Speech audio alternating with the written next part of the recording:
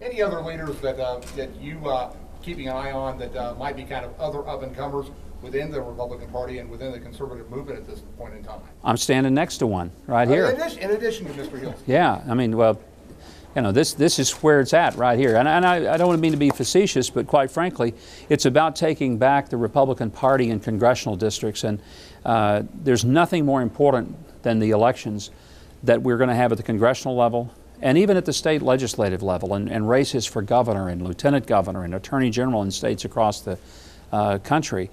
You know, I'm very encouraged. I'm seeing some terrific conservative people start really coming forward. There's a young man in Florida named Marco Rubio that I got to know, and former speaker there, running for the Senate. It's kind of sad. The establishment Republicans have already picked Charlie Crist. But if you look at the record, Marco Rubio's the real deal. And he's like Tim is. He's just a principled conservative. You don't have to persuade him to take a stand, whether it's for pro-life or the Second Amendment.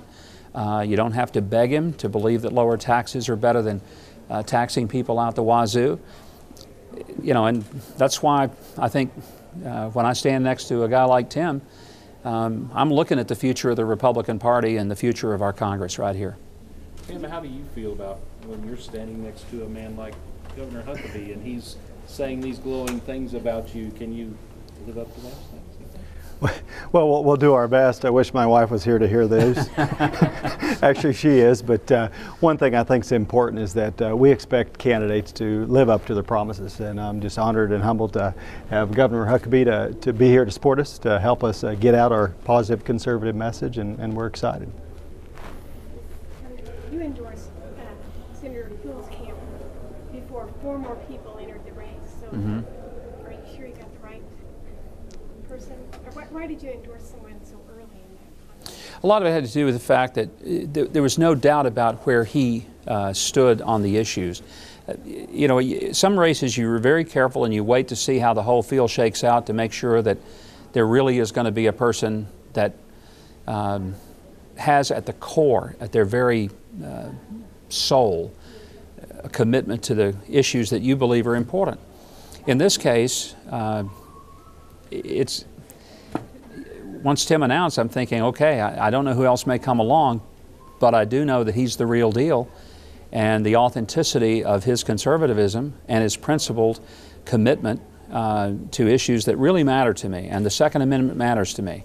The sanctity of human life, that matters to me. A commitment to believe that we ought to be doing everything possible to uphold rather than to destroy small business owners. That really matters a lot to me.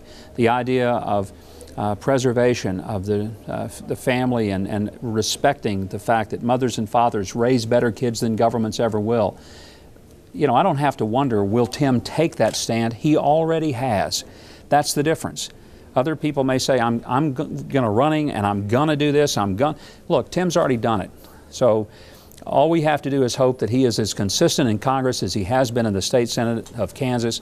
No reason to doubt him, because this is not a guy that shakes and quakes with every vote he has to take. This is a guy who's done it out of principle, and the political consequences were of less importance to him than was the fact that he stood where he did because he truly believed it. We just need more like him in Congress. Last question, or that's it? But you talked about members of Congress not reading the bills, Yeah. not knowing what. Can you say that folks who are representing us on Capitol Hill have been derelict in their duty? I mean, wouldn't we expect as citizens that they know what they're voting? We should not only expect it, we should insist on it. And when they haven't, we should bring them home and let them live under the laws that they passed and failed to read. I don't know of any greater consequence that ought to happen to a member of Congress who failed to read a bill that had tremendous consequences than to say, you know, if you thought it was such a great idea, come home and live under it. And we're going to give you a one-way ticket back to your home district, and you don't have to worry about going back to D.C. Pack up your stuff. This trip home is permanent. Next year ought to be a year in which we turn out a lot of members of Congress and send some new ones there for that exact purpose. When you watch and see what they've done to our future grandchildren by creating a debt for them they'll never be able to pay down, unemployment numbers going to record levels. There are people that live right here in this area that don't have a job tonight because of economic policies where the government decided they were going to micromanage, pick out winners and losers in the marketplace, create a complicated tax system that they don't understand and nobody else does.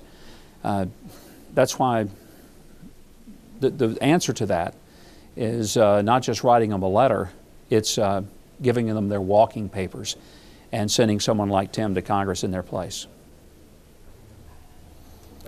Thank you. Thank you.